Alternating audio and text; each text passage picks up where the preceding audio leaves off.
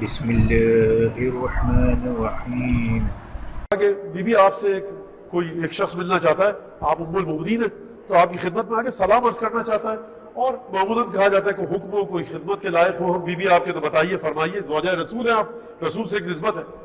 کہا کہ میں نہیں جانتا کون ہے، تو کہاں سے؟ کہا انا عراقی، میں عراق سے ہوں۔ میں سمجھ تمام نے کہا میں عراقی ہوں۔ کہا کہ نام کیا ہے؟ کہا میسم، البتہ صحیح تلفظ میسم ہے، میسم تمار، میسم ہوں۔ جناب ام سلمہ نے ایک عجیب جملہ کہا، اور یہ جملہ رونگٹے کھڑے کر دے گا ہر اس شخص کے کہ جس کے دل میں حب علی ابن ابی طالب ہے۔ جب میسم نے کہا کہ عراقی، نام پوچھا میسم، اصل میں میسم کا نام ان کے والد نے سرزمین عجم میں رکھا تھا، کہیں اور تھے میسم، اور جب یہ کوفے میں آئے تو ان کا نام سالم پڑ گیا۔ مولا کائنات نے خرید کر آزاد کیا۔ کہا نام کیا ہے؟ کہا سالم۔ کہا کہ میسم تمہارا نام تھا تو وہی نام اپنا رکھو اور یہ کنیت بتاؤ۔ تو یہ مولا کائنات اپنا معجزہ دکھایا کہ مجھے تمہارا نام پتا ہے۔ بہرحال خریدا، اور اس کے بعد جب غلام کو خرید کے آزاد کیا تو میسم کو خرید کر آزاد تو کر دیا، لیکن میسم علی کے غلام بن کے رہ گئے۔ جب کہا کہ نام میرا میسم ہے تو بی بی ام سلمہ نے کہا کہ لَرُبَمَا سَمِعْتُ كَثِيرًا يُوصِي بِكَ عَلِيًّا، میں نے رسول خدا کا لَرُبَمَا سَمِعْتُ رسول اللہ كَثِيرًا، میں نے رسول خدا کو بہت زیادہ کثرت کے ساتھ سنا، فی جوف اللیل، رات کی تاریخ۔ اب دیکھیں میں اپنی تشریحات کے ساتھ جملے کا اضافہ کر رہا ہوں۔ جب رات کی تاریکی میں علی ابن ابی طالب رسول خدا معرفت کی باتیں کرتے تھے، عرفان کی باتیں کرتے تھے، عالم غیب کی باتیں ہوتی تھی، فی جوف اللیل، رات کی تاریکی میں، تو میں نے بہت زیادہ سنا ہے کہ رسول خدا تمہارے بارے میں علی سے بہت زیادہ سفارش کرتے تھے۔ مجھے واقعی یہ عجیب صحابی ہے، اور جو اس صحابی کے ساتھ ظلم ہوا، یعنی، اور یہ ام سلمہ، بی بی ام سلمہ کی منزلت ہے کہ کانوں میں آواز آ رہی ہے رسالت کی بھی اور امامت کی بھی۔ لَرُبَمَا سَمِعْتُ كَثِيرًا رسول اللہ يُوصِي بِكَ عَلِيًّا فِي جَوْفِ اللَّيْلِ، ایک ایک جملے کا لفظ سنیے کہ رات کی تاریکی میں جب کوئی نہیں ہوتا تھا، علی ہوتے تھے اور رسول ہوتے تھے، تو اس وقت میسم کا ذکر ہوتا تھا۔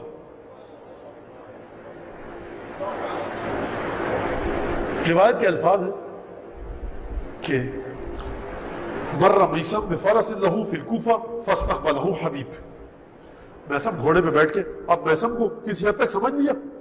میسم کی، حبیب کی، رشید حجری کی ایک خصوصیت اور ہے، یعنی وہ اصحاب ہیں جو مولا کائنات کے بعد زندہ رہے، ان کو علم منایا اور بلایا مولا کائنات نے عطا کیا تھا۔ یعنی کیا مطلب؟ یعنی یہ تمام بعد کے ہونے والے واقعات کا ان کو علم تھا، ان کے ساتھ کیا ہوگا، کس کے ساتھ کیا ہوگا، سب علم دے کر گئے تھے، اور یہ بہت بڑی منزلت ہے۔ اور علماء نے لکھا ہے کہ جب یہ صفت میسم کی، رشید حجری کی اور حبیب ابن مظہر کی یہ خصوصیت اگر پتہ لگ جائے، اب اس کے بعد یہ مت کہو کہ ثقہ تھے یا نہیں تھے، یہ وثاقت سے کہیں آگے کی چیز ہے، یہ مرحلہ ولایت علی بن ابی طالب کے ساتھ کسی حد تک تھے۔ جو علی بن ابی طالب کے ساتھ ولایت کا سفر طے کرے تو اب جائیے، اگر آپ کوفے کی زیارت کو، میسم کی قبر پر ضرور جائیے۔ گزر رہا ہے، مر رہا علی فرس لہ، کوفے کے اندر گھوڑے پر بیٹھ کر میسم تمار جا رہے ہیں، فاستقبلہ حبیب، حبیب گھوڑے پہ سامنے سے آ رہے ہیں، فتحادثا، دونوں نے گفتگو شروع کی، حتی اختلف عنقا فرسیہما، اتنے نزدیک آئے کہ دونوں کے گھوڑوں کی گردنیں ایک دوسرے ٹکرانے لگی۔ اور اب دیکھیے، اب مولا کائنات کے اصحاب کیا اصحاب تھے۔ حبیب نے کہا میسم کو مخاطب کر کے، کأنی بشیخ اصلا زخم البطن یبیل بالطیخ عند دار الرزق، خوب توجہ سے ماحول میں جائیے 1400 سال پہلے کے۔ حبیب نے میسم کی طرف نگاہیں گڑا کر دیکھا اور کہا میں ایک ایسے بوڑھے کو دیکھ رہا ہوں کہ جو بہت تنومند ہے، جس کا دھڑ بہت چوڑا ہے، اور وہ دار رزق کے پاس خربوز اور تربوز بیچتا ہے، خربوزے اور تربوز بیچتا ہے، اس کو دیکھ رہا ہوں۔ قد صلب فی حب اہل بیت نبی ہے فیبخر بطنہ، میں دیکھ رہا ہوں کس کے بارے میں کہہ رہے ہیں حبیب؟ میسم کو دیکھ کر میسم کی خصوصیات بتا رہے ہیں، نام نہیں دے رہے میسم، تو ہی وہ شخص ہے۔ میسم کے بارے میں کہہ رہے ہیں کہ کأنی بشیخ اصلا، میں ایک ایسے بوڑھے شخص کو دیکھ رہا ہوں جس کے سر کے آغاز کے ابتدائی حصے کے بال گر چکے ہیں اور کسی حد تک اس کے بال رہتے ہیں تھوڑے بہت اگلے حصے کے بال گر چکے ہیں، بشیخ اصلا،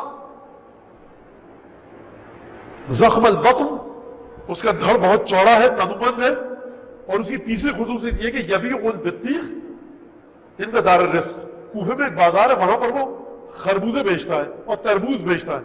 میں ایک ایسے بوڑھے کو دیکھ رہا ہوں، یہ کون بوڑھا تھا؟ یہ ویسا میں تمہارے سامنے بیٹھے ہوئے، نام نہیں لیا، کیوں نام نہیں لیا اس کو بتانے کا وقت نہیں ہے، یہ تفصیل میں بات چلی جائے گی۔ میثم نے جب یہ سنا تو یہ دیکھا، فرمایا وَإِنِّي لَا أَعْرِفُ رَجُلًا أَحْمَرَ لَهُ ظَفِيرَتَانِ يَخْرُجْ مِنَ الْكُوفَةِ لِنُصْرَةِ بنت نبیہ۔ اب تم نے بتا دیا نا میرے ساتھ کیا ہوگا حبیب، اب اپنے بارے میں سنو۔ یہ علی بن ابی طالب کے علم کی تجلی ہے، یہ وہ مومنین ہیں کہ جو مرکز ایمان ہے۔ کہا تو نے میرے بارے میں تو بتا دیا، اب میں ایک ایسے بوڑھے کو دیکھ رہا ہوں، حبیب میثم فرما رہے ہیں، حبیب اب میں ایک ایسے بوڑھے کو دیکھ رہا ہوں کہ جو سرخ رنگ کا چہرہ ہے، جس کا لہو ظفیرتان، امامے سے اس کی دو زلفیں کی اوٹ سے نکلی ہوئی ہیں، یخرج من الکوفہ، جو کوفے سے نکل رہا ہے نبی کی بیٹے کی مدد کے لیے، وَيُجَالُ بِرَأْسِهِ فِي الْكُوفَةِ، اور میں اس کی شہادت کو دیکھ رہا ہوں کہ شہادت کے بعد اس کے سر کو کاٹ کر کوفے میں گھمایا جائے گا۔ يُجَالُ بِرَأْسِهِ فِي الْكُوفَةِ، لوگوں نے دیکھا، کہا عجیب باتیں کر رہے تھے یہ دونوں چلے گئے۔ فَلَمَّا افْتَرَقَ الْمَجْلِسُ، ابھی مجلس موجود تھی اسی طرح سے، رشید حجری آئے میثم اور حبیب کا پوچھتے ہوئے، میرے یہ دونوں دوست کہاں پر ہیں؟ کہا ابھی عجیب واقعہ ہوا۔ رشید حجری کہا کیا ہوا؟ کہا میثم نے یہ کہا حبیب کے بارے میں، حبیب نے یہ کہا، اور ان دونوں کی خصوصیتیں تھیں، عجیب بات کر رہے ہیں، یہ واقعہ کب ہوگا، کہاں ہوگا، ہمیں یقین نہیں آ رہا، سمجھ میں نہیں آ رہا۔ اب رشید حجری نے کہا رحم اللہ میثمن، خدا کی رحمت و اللہ کی رحمت و میثم پر، قد نسیا، ایک چیز بھول گیا میثم بتانا۔ یہ ہے علی بن ابی طالب کے علم کی حقیر ترین تجلی۔ وَيُزَادُ